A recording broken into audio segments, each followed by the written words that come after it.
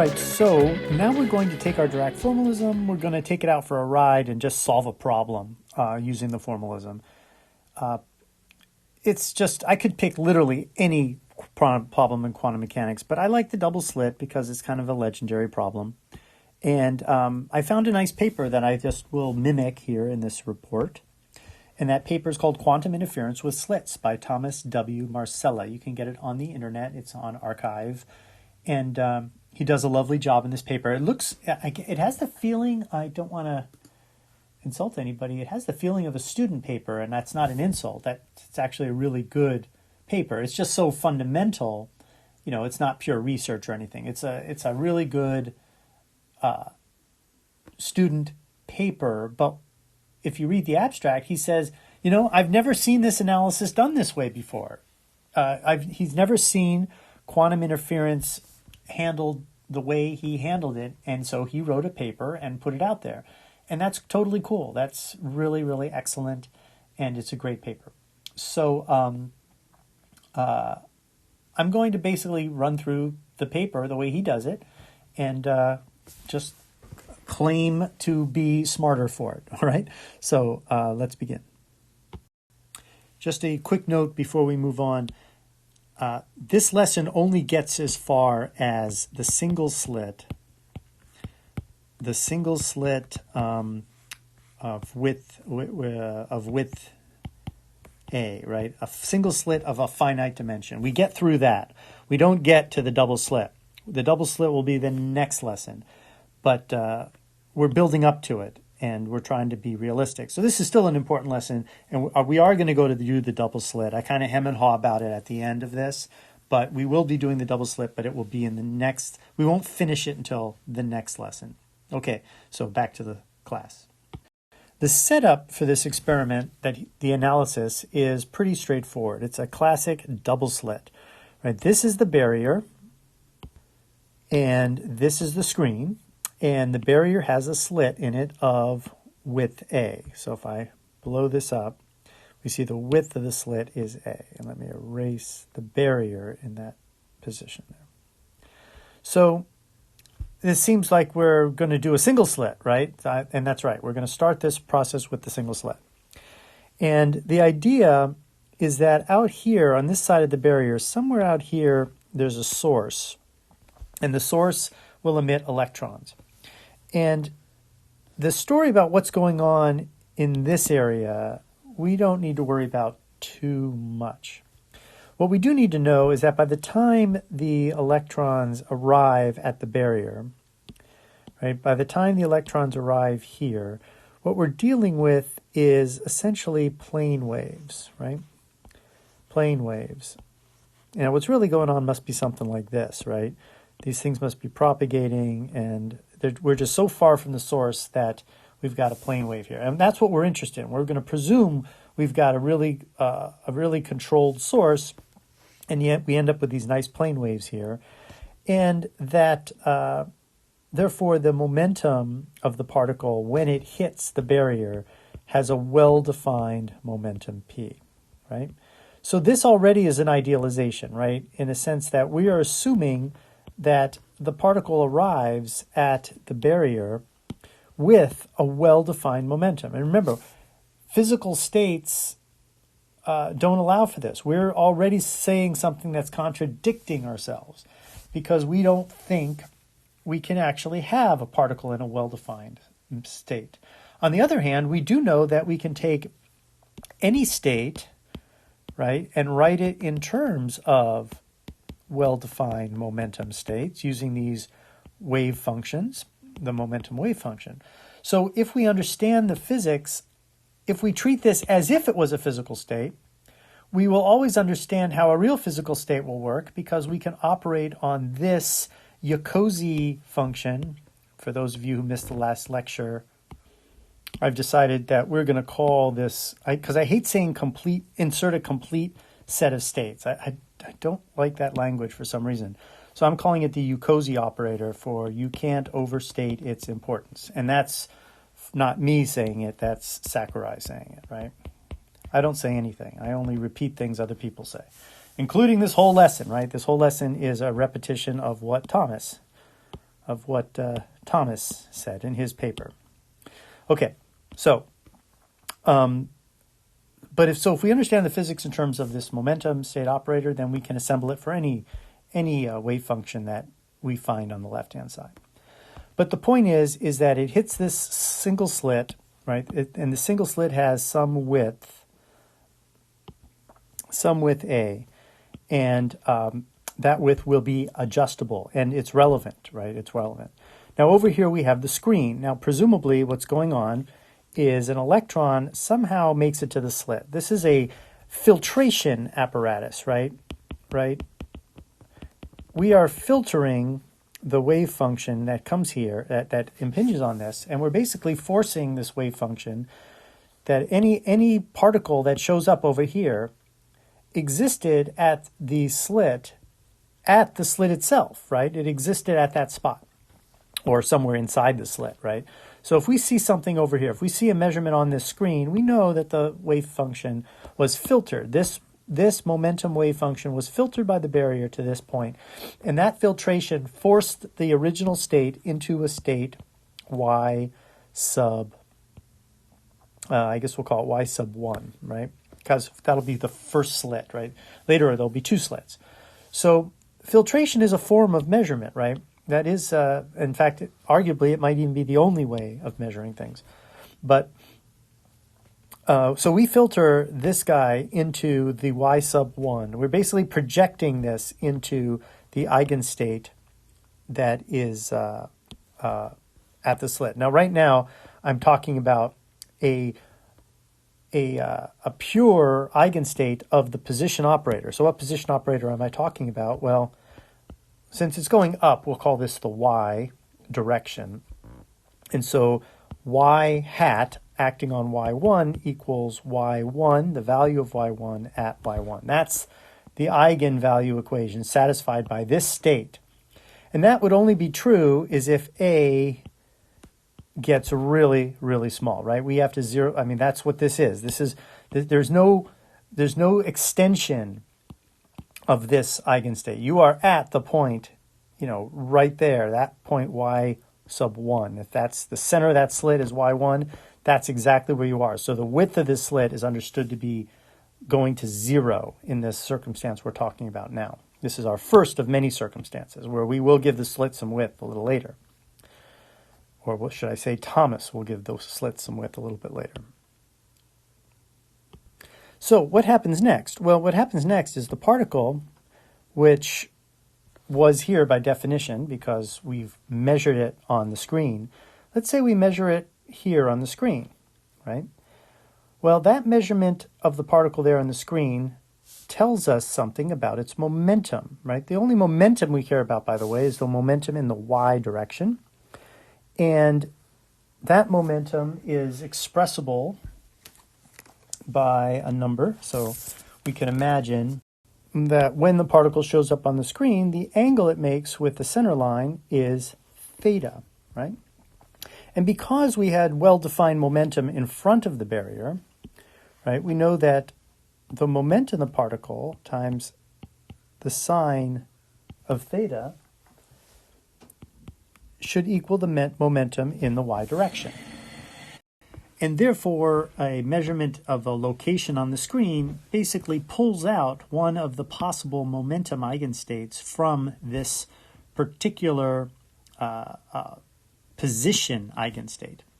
And that's the first exercise we're going to do. We're going to do this in the case where A is infinitesimally small. All right, so starting with the idea of the narrow slit, we talk about the initial state prepared by the barrier and the slit. And that initial state is y1. Now, y1 is our ket. It is our position ket. It represents an eigenstate of the position operator y. And it has a wave function correlate, right? So let's play around with the idea of the wave function. So the wave function of the particle that is filtered by the barrier is simply the projection of the wave function of, or the ket against the possible eigenstates of y, which is pretty trivial, right? This is just the normalization condition for y, right? It's the wave function for y is literally going to be this delta function, right? It turns out this is literally the normalization condition. So now if we're going to use wave function language, the wave function is actually a delta function.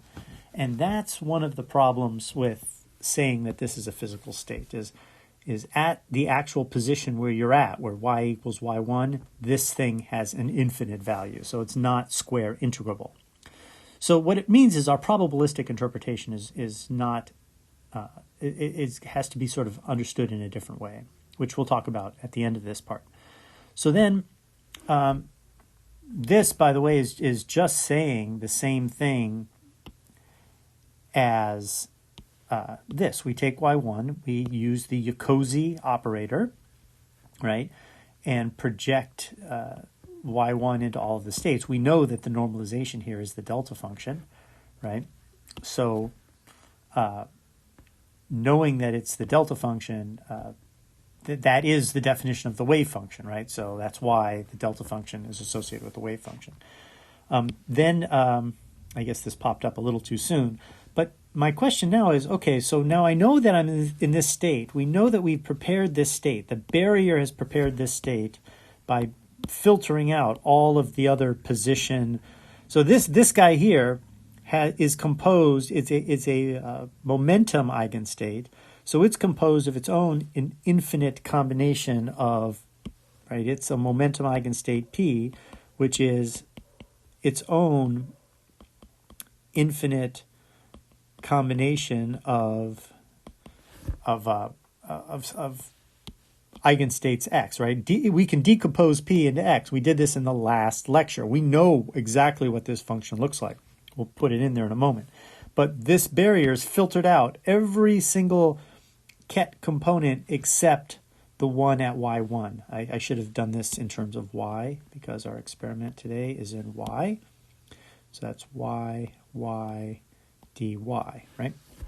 So what we're doing now is we're taking y1 and we're projecting, we're doing the opposite now. Now we're taking y1 and we're filtering it against the basis py, right? We're trying to find out what are the chances that if I'm in an eigenstate y1 that I will find a momentum eigenvalue of p sub y, a particular y component of momentum.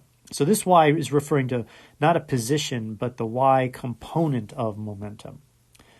So, well, that's really easy, right? If this is the eigenket y1, then we see the eigenket y1 living right here, and then we operate with, or we take the inner product with py. So the left and right-hand sides of this are pretty obviously equal. And we know that, well, we've calculated in our last lesson that the wave function for the momentum eigenstates in the y representation, in the y position representation, is given by this expression, where this is the literal momentum and the literal y position, right? Not to be confused with the translation operator. And so we know that if I want to flip these two around, right, if I want to put p here and y there, well, that's just the complex conjugate of this. So the only way these are all real numbers, right? Remember, y is a real eigenstate, possible eigenstate of the position operator, and p is a possible eigenstate of the momentum operator. Those are observables. Observables are Hermitian operators, and they have real eigenvalues. So everything here is real, but that. So I have to switch the sign of that thing in the end, and that's exactly what I do here. And I insert now, this was in general form, but we're talking about the y component of momentum, and we're talking now about position y1. And we're talking about position y1 because this is a delta function. So integration over y replaces y in favor of y prime. So what are we left with? We're left with this with y prime in it, and that is this plane wave. So we now have this plane wave representing that wave function, which is the position wave function expressed in the momentum representation, right? So the variable here is actually supposed to be p sub y, right? P sub y.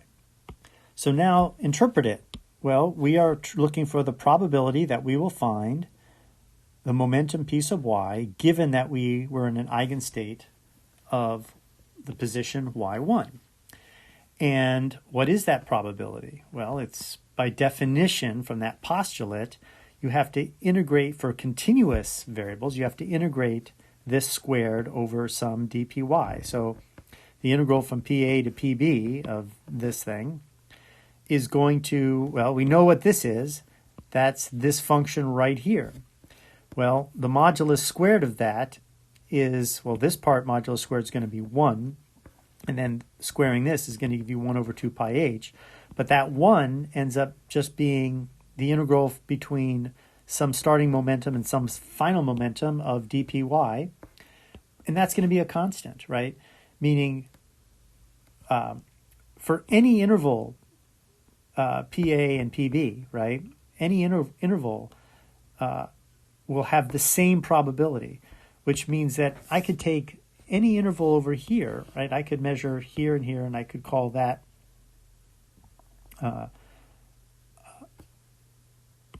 I could call this, y1, y. I can't see. I'm trying to use y1 for the location of the slit, so I got to be a little bit careful here.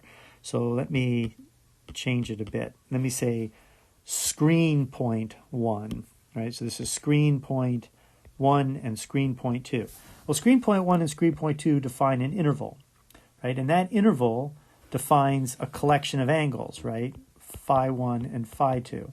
And that collection of angles shows a possible collection of momentum, right? And so what I'm basically saying is that for any interval of momentum, the likelihood is exactly the same as long as the interval is the same. So as long as PA minus PB is it's going to end up equaling, that's a constant, right? So it doesn't matter what PA and PB I have, as long as their difference is the same, the probability of finding it there through this integration is constant. Now this doesn't normalize, right? We've already seen that this does not normalize, but I can do this relative probabilities, right? I can say the probability of between PA and PB, I calculate some constant. And then what if I do 2 PA minus PB? Well, that's going to be another constant, a different constant, constant 2.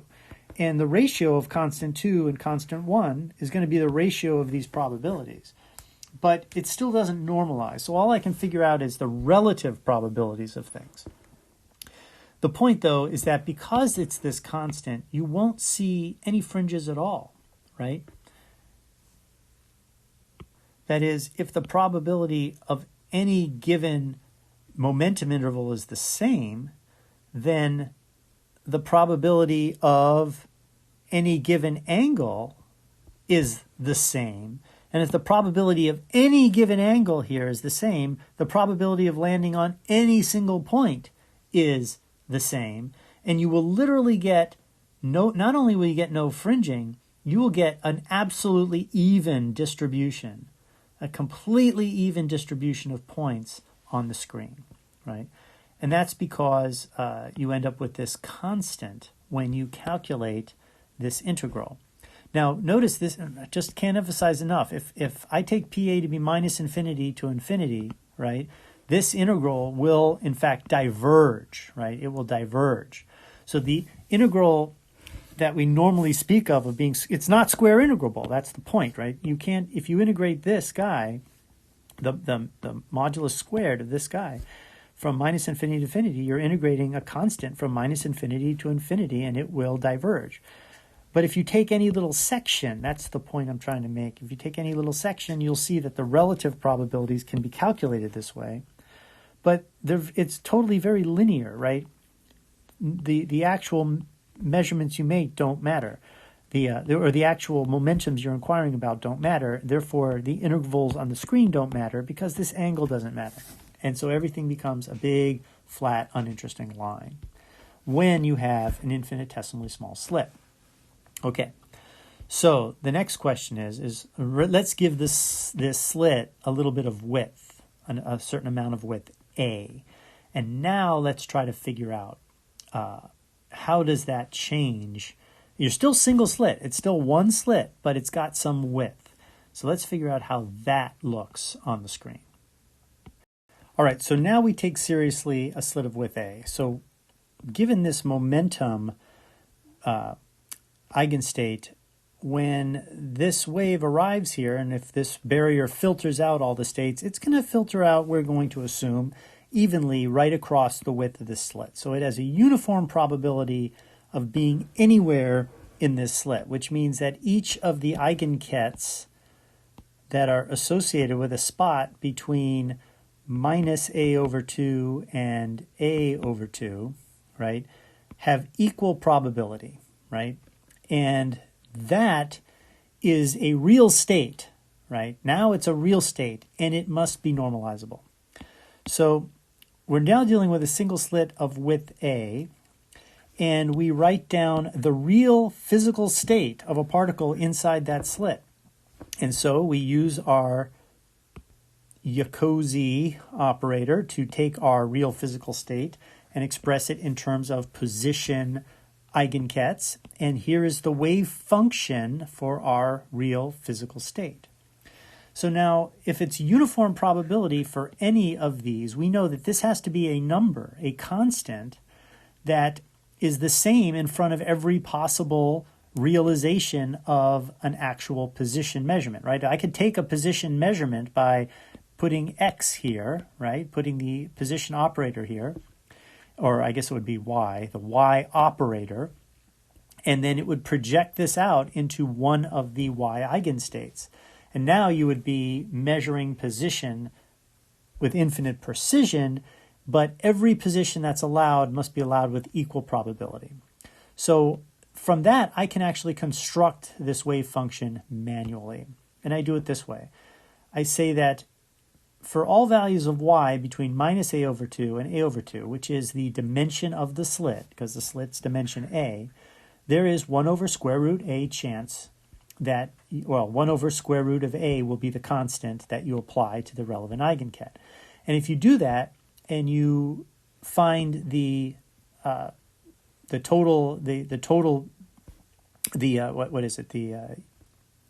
well, you'll find that this physical state is square integrable, and it's also normalized to 1. So this is the object of interest now. So this will be the wave function, this inner product. And now I'm going to ask the question, what is the probability of capturing, or what is the, I guess I should say, what is the probability amplitude? Right? This is a probability amplitude. The probability itself is related to this by the Born rule, but probability amplitude, what is the probability amplitude given that I'm in this state here with this wave function, that I'll make a measurement of momentum py. And remember, when I say I'm making a measurement of momentum of py, the way I'm doing that is very simple. I'm just looking at where this thing appears on the screen and then calculating theta and using theta and my knowledge of the initial state to calculate py. So appearance on the screen is equivalent to measuring py. I find that sometimes confuses people. It's like, well, you're talking about what here measures py? The position of its illumination on this screen is a statement of py. So that is how we're going to do it. So my question is given a position on the screen and back calculating the py, what is the probability amplitude? And formally, using the Dirac formalism, that's given by this expression, right? Which is just putting py on the left here and py on the left here, and this is exactly the same as this. The difference now is we actually know what this thing is, right? We calculated that in our last lesson, and we just used it with the single slit. So what do I have here? So I can replace everything in this integral. I know this wave function by definition here. So I replace the wave function by 1 over square root of a. And because it's 0 outside of this range, I cut the integration from all real numbers to just minus a over 2 to a over 2. So that's a pretty severe change, because it's that infinite integration which makes this thing not square integrable sometimes. And then this guy I know is given by this wave function. This is a wave function of the this is a momentum. This is a wave function of the position eigenket y in the momentum representation. That's what this is, and we've exercised that also. And so this integral does not look that bad. I'm integrating the function. I'm integrating as the variable I'm integrating with is y, by the way. That was introduced through the Jacobi operator. And so this is a constant. That's a constant. So I'm just integrating an exponential function. And we can do that. I'll just leave it like this. I just pulled out all the constants here, right? So I'm left with just integration of this exponential function. And that, if I did it correctly, I have to throw down the coefficients of, you could do a variable substitution and really nail this down. Doing the elementary calculus sometimes is a bit of a thing. You've got to sort of sit down and say, okay, back in Calc 2, this one's easy, but very frequently, don't be embarrassed or ashamed if you have to go back to your calculus textbook. I have 2 calculus and analytic geometry textbooks within eyesight right now, right next to Gradstein and Resnick's table of integrals and products. And I will frequently resort to going back and how do I do that trigonometric integral? I forget partial fractions routinely, right? I have to go back and review partial fractions. Anyway, the point being is that this is the execution of that integral if I did it correctly, right? I have to pull out pyi h bar and the minus sign. So py shows up in the denominator, h bar shows up in the numerator, I shows up in the denominator, but I lift it up with a negative sign, but that negative sign came out, so it canceled. So you end up with this constant. And then it's a over 2 gets substituted here. So that's where that 2 comes from. It's the substitution of the upper bound limit of integration. And now this is just the one of the fundamental rules of calculus, right? Minus, and then it's this negative sign down here cancels with this negative sign here. You end up with that. Now, when you see this kind of thing, you immediately think trigonometric substitution, right? You're always thinking about Euler's formula in the background for when you see the exponential of a complex argument. And so the thing you should remember, of course, is this definition here, that the sine of an angle theta is given by this exponential formula. And we have all the parts of that. We have e to the minus something and e to the plus same thing. There's a negative sign there. It's in the wrong order. All right, I need to have the positive one over here. So I flip it, change the sign, and I'm off by a factor of 2i, so I need to multiply by a factor of 2i. And after I do all that, I end up with this. I have the minus sign, I have the 2i up here compensating, but now I have 2 i's up there, so I end up with this in the end. Phew. So this, don't forget, let's make sure we remember what it is. It's the probability amplitude for measuring py given the state psi, which is that presence at the slit, arrival at the slit. Phew. So this is it. This is the probability amplitude. Now it's important. Now we're going to talk about interference, right? This is the probability. I'm not even going to break the recording here because it's so important. Amplitude. I'm going to force you to watch me write the whole word out. The probability amplitude is not the same as the probability density, right? Or the probability itself, right? It is, has been generated. How did we get here? We got here through an integration, right? So this integration is a very sophisticated form of summing many, many, many, many little things, right? So notice we're summing all of those things up here. And it just so happens, in this case, the result of that sum is a single formula. But we add first, get the probability amplitude, and then, in order to find the probability density, then we take the modulus squared. Right? That's after we have already done the summing. That's what interference is. Interference is the step where we are adding these things together. And if you'll see that when we add all these things together here, all that lends us to having a function that doesn't monotonically increase or monotonically decrease. It actually oscillates a little bit. And that oscillation is reflected in this amplitude, and it actually persists all the way through to the density. So what is the probability density of this? Let me write that down. And just to make it quick, I put it in red, but understand this equality is just for the black part. The red part follows the rest of the equality. But there you have it. This is the modulus squared. We could do a few things like the paper itself then defines K as Py over H bar, which is good, right? That sort of goes back to the problem we were talking about in the last lesson. You could take H bar to equal 1. There's a lot of things you can do here. But this is the basic idea. But you will now notice that this probability density is a function of the size of the slit, right? It's a question of what momentum you're going to get back. Now, we could actually work into this theta, right? We could actually figure out the probability of landing in between some thetas by exploiting the relationship between the y component of momentum and theta. We won't bother. The point is this shows an interference pattern, right? The sine squared here is interference. But what's interesting is that it's no longer uniform and infinite, right?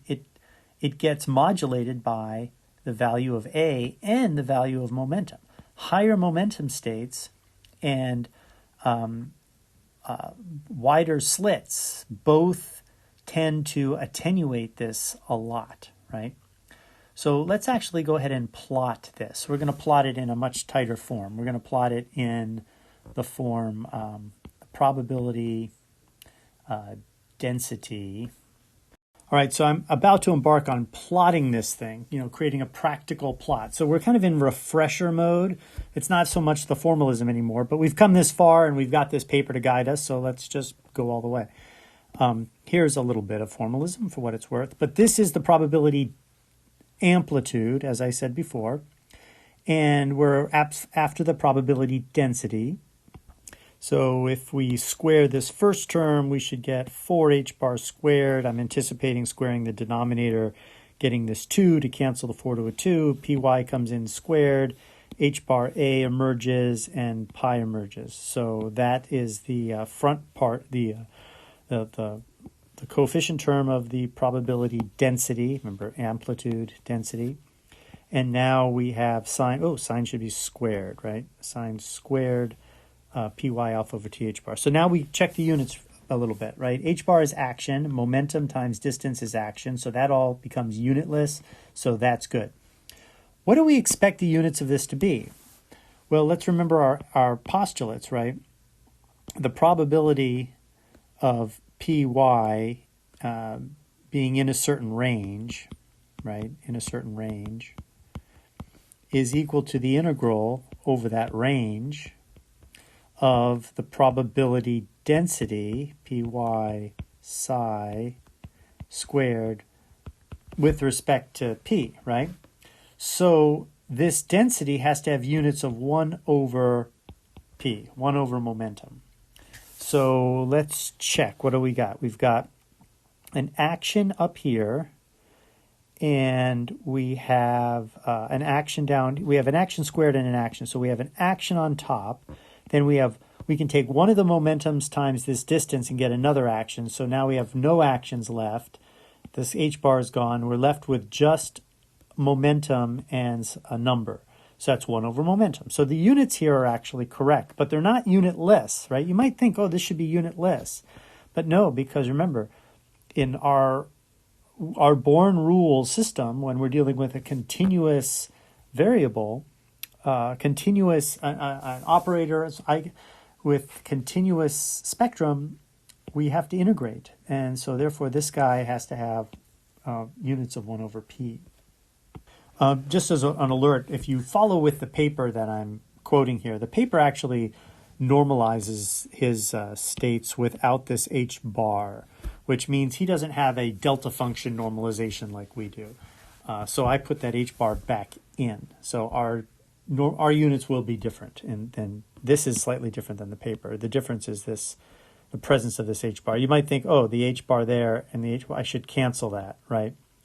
But this py squared over h bar squared, I could substitute for k, and that's actually not a bad idea. And if I do that, I would end up with this kind of expression, right? So, it's not that much different. I could just make the cancellation and leave it alone, or go this far. Then the next step is to to write everything in as minimal dimensional terms as possible. So the way we would do that, let's see, we would start by saying, okay, let's just call this alpha, right? And then we want to write this leading coefficient in terms of alpha. So we only have one or as few variables as possible. So if I did this right, if this is alpha, then this is 1 over alpha squared times a over 2 pi h bar, right? And so with that, we should be able to write everything as sine squared alpha over alpha squared times a over 2 pi h bar, right? And to clean that up, we would write this as sine alpha over alpha squared, right? That's about as close as we can get to dimensionless. It's not, though, because this is an action and that's a distance, so this is 1 over momentum, so our units are still good. Okay, so this is an A and that's an alpha too. But this is what we would plot. Now, when we plot that, how do we extract? We want to plot it in terms of theta. Now, this is all the hard part, right? The hard part is like the hard part is the easy part, right? The easy part is plotting your answer, but that actually is sort of the hard and annoying part. So how do we get this in terms of theta? All right, so I spent a little time working this out, and again, this is the hard part, right? So we know that this is our relationship starting from our initial condition of a well-defined initial momentum. And then we end up in a wave. This is a wave number, it's called, right? It's p over h bar sine theta. But I don't think I'm going to use that. I don't think we're going to use this. So we'll just go right to alpha is p a over 2h bar sine theta, right? Because we have alpha is ky a over 2. Well, I guess so we need the intermediate step of ky, just because the way we defined alpha.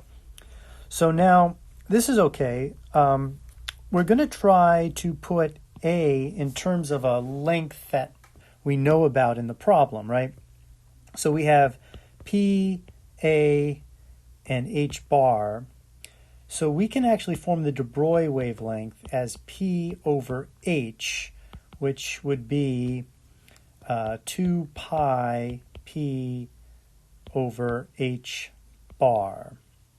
And if we did that, then this would become become pi a over lambda sine theta, right? Pi a over lambda sine theta. So now we are measuring the width of the slit A in units of the de Broglie wavelength of our matter wave, right? This is the matter wave's wavelength, so to speak, right? It's the wavelength associated with the momentum given this universal constant h bar, which is defined as 2 pi times Planck's constant, right? That's where this pi comes from, right? It comes from h bar equals h over 2 pi. So with that, we can make substitutions back into this and create something that's all in terms of theta, right? Well, and so what would that look like? Well, I'm getting it to look like this. The sinc squared, that's sine alpha over alpha, that's called the sinc function. So sinc squared of an alpha, right? And we figured out that alpha is pi a measured in units of the de Broglie wavelength times sine of theta. So a prime is a measured in units of the de Broglie wavelength. So if it's 4 times the de Broglie wavelength, we put in a 4. It's nice and easy. And then this thing out in front is just an overall intensity factor that we will just normalize to 1. We're just going to we're just going to convert that to, we're just not going to, it's just a constant, right? So we're interested in the fringes, right? Not the overall constant there. All right, so here I plotted this sinc squared function. It's cool. This is the sinc squared of a function of a sine, right? So this gets, this is known, by the way, from classical diffraction, right? There's not much of a distinction. I think this is called Fraunhofer diffraction. Hold on, let me check. Yes. So in classical physics, this is Fraunhofer diffraction. So there's nothing going on here that's unusual, except that it's not light, right? It's matter. It's a particle. So when the first when we choose A prime, right? Remember, A prime is the width of the slit divided by the de Broglie wavelength of the particle. When I choose that to be very small, in this case, I went with a really small number, right? That means the particle is localized well below its de Broglie wavelength. This is getting very close to the true, just straight up ket, right?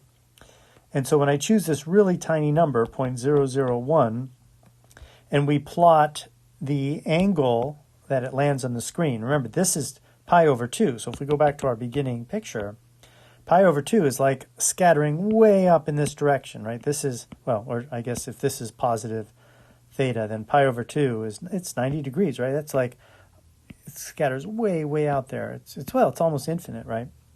So we're scanning the entire screen, right? So when we see this, you got to picture this like all the way across the screen in as far direction as you can see. And you'll notice that it actually drops from the peak intensity of 1 to almost no drop at all. I mean, look at these numbers. It didn't drop at all in that intensity. So this is effectively, if it wasn't for the fact that we were going from pi over 2 to pi over 2, this is a flat line, which is what we said would happen, right? If you were localized in a true eigenket position, there would be no, the screen wouldn't have any influence. The intensity along the screen would be equal at all points. And although it doesn't look like it because you've got this sort of up-down thing going on here, you have to appreciate the scale, right? If you appreciate the scale, you'll see that this difference here from 1 to 0.9, that's nothing. And the reason is because you have uniform distribution when you have that's a measure of how small the slit is, right? It's a tiny fraction of the de Broglie wavelength. But if you start bumping things up, if you have a slit that's twice the de Broglie wavelength, now you have some action going on, right? There is actually no possibility of seeing it at this location somewhere below pi over 4, right? Right here, there's actual interference going on. So this is single slit Fraunhofer diffraction is interference. You don't need a double slit to demonstrate interference of an electron, right? A single slit will do because you get Fraunhofer diffraction. That's just as compelling a wave-particle duality demonstration as a double slit. The reason the double slit is more attractive is because with the double slit, you really have the affirmative question, did the particle go through that slit or did the particle go through that slit? Now, I mean, it's just as compelling a question, though, to ask with a single slit is, did the particle go through the top part of the slit or did the particle go through the bottom part of the slit? It's the same kind of question. But it's not quite as compelling to students and, well, to anybody, right? It's less fascinating because of the non-locality is not quite as compelling, I guess is the point. Okay, but that having said that, if we go to 4 times, right, it just becomes even more dramatic, right? So the wider the slit is relative to the de Broglie wavelength of the particle, right, then the more of these diffraction bands you're going to get. What happens is if you get up to like slits that are hundreds of times the de Broglie wavelength, what ends up happening is you just get a pattern that looks like, these peaks become higher and higher and more uniform until they kind of drop off, right? So you get this, and then eventually, the distance between these peaks and valleys becomes immeasurably tight, right? So I guess that's all we'll do for this exercise. The rest of the article covers the double slit case, which really is just more of the same. It's just when you go back to the original wave function, you don't start with a single slit of width A. You now do a double slit of width A, each of width A up here. And well, maybe we should do it, but we'll do it in another lesson. So to review what we did, we studied the narrow slit, which was defined as pretending that the eigenketten position was a physical state and just going with it. And when we did, what we discovered is that we had absolute uniformity of momentum coming out of that slit, right? And then we decided we would say, oh, our slit is going to actually be of width A. We created the wave function for that slit by hand, and then we exercised this mathematics until we ended up with the probability amplitude.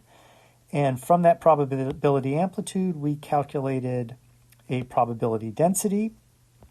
And then from that, we generated a formula for the angle that we would expect to see a particle land on the screen.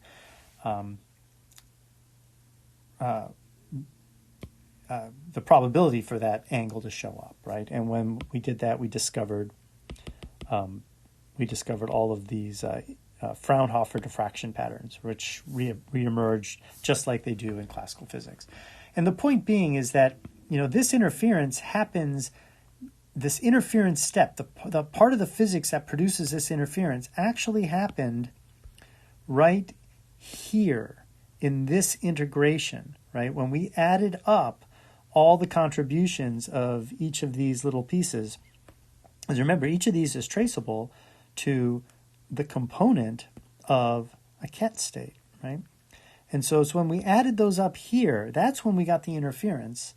And then ultimately taking the amplitude, so this is adding and then taking the magnitude squared, as opposed to taking the magnitude squared of each piece of this sum and then adding, in which case you would never get interference. So there you have it. I'm not sure if I want to actually now do the double slit, since this Fraunhofer one was so nice and thorough. It covered all the topics I wanted to cover. So I'll think about that, and we'll see you next time. Well, post note before I go. Look, I said I was going to do the double slit, right? This thing was titled the double slit experiment. So the next lesson will be about the double slit. It'll be sort of a bonus lesson because it's not really formalism, and it's not really, at this point, it's not really QED prep. We've done all the reminders, right? We've studied, amplitudes and the Born's rule. We did a literal application, a lot of good refresher. We don't need yet another refresher, but I did say I was going to do the double slit. So we will do the double slit.